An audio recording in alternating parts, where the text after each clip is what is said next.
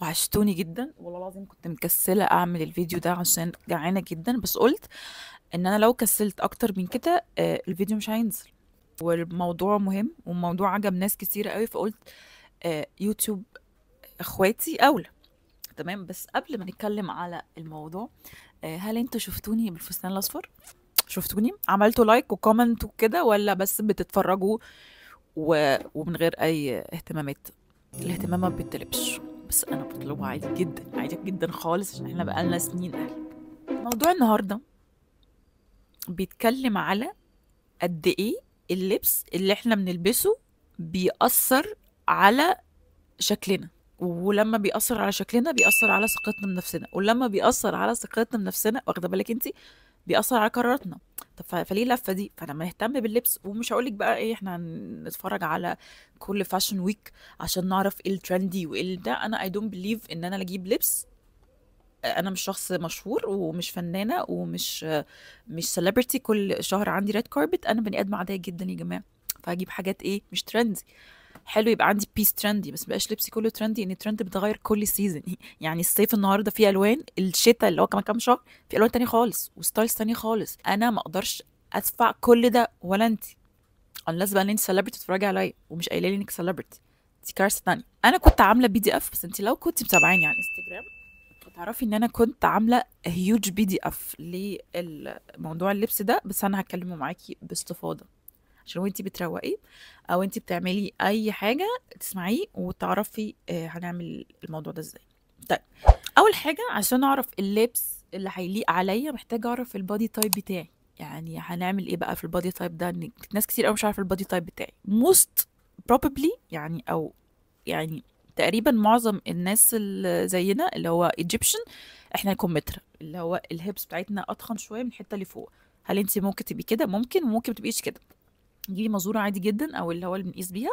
هتقيسي your chest، الشولدر من هنا لهنا، الشست هتلفيه حوالين الشست بتاعتك وفي اكتر حتة بارزة، والهيبس هتقيسيه برضو في اكتر حتة بارزة، وهتقيسي وسطك. تمام، تكتبي بقى الحاجات دي مثلا على الشات جي بي تي، او لو مش عارفة، لو ما عندكيش شات جي بي تي اكتبهم لي، اللي هو الشولدرز، الشست، الويست او الوسط، والهيبس، وانا اقول لك البادي تايب بتاعك ايه. وده هيسهل عليكي كتير قوي انك تعرفي ايه اللبس اللي بيليق عليكي. وتعرفي حاجه اسمها الاندر تون. يعني ايه يا جماعه الاندر تون؟ احنا عندنا عروق هنا، العروق دي اوكي بتبين لنا الاندر تون بتاعنا، فبيفرق برضو في اللون الحاجات اللي احنا هنلبسها. هسيب لكم على السكرين ازاي تعرفوا الاندر تون، انا مش مخبيه عنك اي حاجه اهو. كده اللبس اللي هنلبسه لازم يعكس شخصيتي. هل انا مثلا شخصيه مش بحب الافوره؟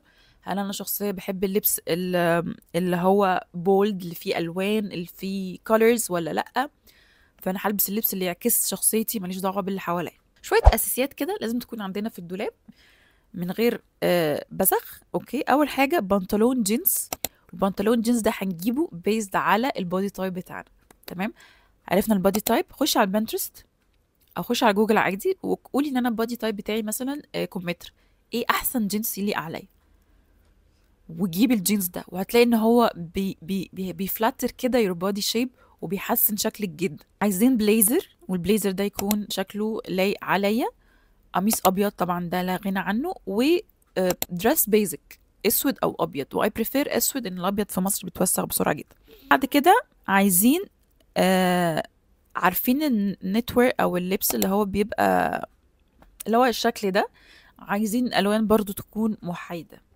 الناس ان انت بتحبي الالوان الكولرفول نجيبي الوان كولرفول، كل واحد حر، بس انا بقول لك ايه البيزكس المفروض تبقى عندنا. من الحاجات اللي بتفرق قوي في اللبس وهي الكوتس. تمام، الشتا داخل علينا، فانت ممكن تحتاجي على حسب الفايب بتاعتك او على حسب انت بتحبي ايه، تجيبي ترنش كوت او وول كوت، اللي هو بيبقى ايه الوول ده؟ هو عباره عن ايه؟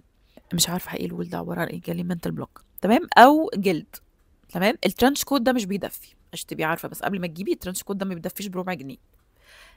الوول والليذر بيدفوا جدا. انت على حسب ستايلك ايه، او انت بتحبي ايه، تحبي تبقي بولد ولا تحبي تبقي عاديه. choose according ل your vibes. الجزم اللي احنا محتاجينها عندنا في الدولاب كوتشي، اللي هي الجزمه العاديه الفلات بتاعتنا. كعب، انا بريفير ان يبقى في كعب اسود او بيج، واي بريفير اسود. الفلات او زي كنا زمان بنقول عليها بالارينا، تمام، برضو لون محايد على لبسك. وبوت، وده طبعا بنلبسه all over the seasons، يعني مش بنجيب حاجة مخصوص. الحاجات برضو اللي بتفرق قوي معانا في اللبس الاكسسوارز، اللي هي بيقولوا عليها third piece. يعني ايه يا جماعة الثيرد بيس؟ انا لبست بنطلون ولبست بلوزة من فوق، الثيرد بيس التالت او البيس التالتة هي اللي هتخلي الاوفت في حتة مختلفة. والبيس التالتة دي ممكن تبقى شنطة. ما نجيبش شنط كتير على الفاضي والمليان. ممكن يبقى عندك شنطة واحدة حلوة تبان ان هي غالية، بس هي مش غالية، تبان ان هي غالية وأنيقة ومدياكي كده signature لوك رهيب. انا ضد يبقى عندي مليون شنطة ومش حلوين. ممكن اجيب شنطة واحدة حلوة تليق على معظم اللبس اللي عندي، بس شكلها حلو، شكلها فخم. حاجات كتيرة قوي من الحاجات اللي بننساها في اللبس شكله مهندم جدا، شكله لايق على بعض، بس الفت بتاعته وحشة قوي عليكي، مش لايق عليكي، في حاجة مهرولة، ضيق، مش مظبوط، ده بيخلي شكلك مش حلو. لما يكون متفصل عليكي بالظبط او لايق عليكي، مش متفصل هو ضيق، بيلايق عليكي وكده، بيبقى شكله تحفه، بيبقى شكله فلاترينج زي ما قلت لك قبل كده. الفابريك مهم قوي، يعني ما نجيبش فابريك رخيصه ان بيبان ان هي فابريك رخيصه. الكتان مثلا، الستان، القطن، دي فابريكس نظيفه. بلاش ندفع فلوس في حاجات فابريك وحشه ولما تتغسل او لما تستخدميها مره او اتنين تتقطع. هي شكلها رخيص ومش هتقعد معاكي فتره وهتدفعي فلوس كتير في الاخر. فاجي انفست في فابريك نظيف، لبس نظيف. مش كلنا بنعرف نلبس اكسسوارات، بس بجد الاكسسوار لو لبستيه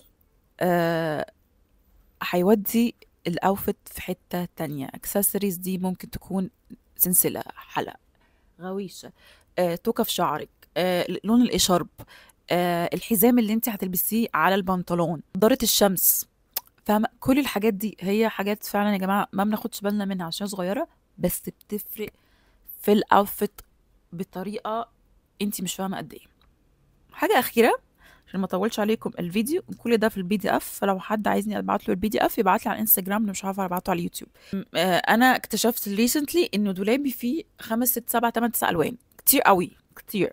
ركزي على لونين 3 يكونوا لايقين على your undertone ولايقين عليكي وانت بتحبيهم. بلاش نزود في الالوان على الفاضي والمليان، وبلاش نمشي ورا الترند يا جماعه، ان الالوان الترندي بيقول لكم بتغير كل سيزون، تمام؟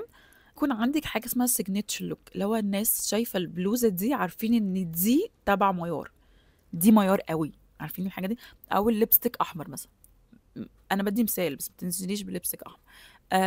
ليب كومبو معين، آه يعني فاهمين؟ خلي يكون عندك signature حاجه بس بتاعتك انتي، الناس عارفه ان دي ميار. لو شايفينك كده من 10 متر بعيد، دي ميار، دي ميار اللي جايه علينا دي. والسيجنتشر ده قلنا اشارب، شعرك، اكسسوارز، اي حاجه انت تقدري تبقي مميزه عن الكل، مميزه عشان دي بتاعتك انت.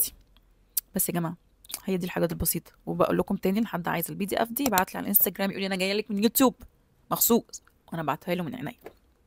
بس كده، وده الفيديو بتاع النهارده. في العجبكم فيديو النهارده متنسوش تعملوا لايك الفيديو، سبسكرايب يوتيوب شانل، اعملوا لي فولو على الانستجرام، سيب لكم اللينكس كلها تحت، واشوفكم في الفيديو الجاي.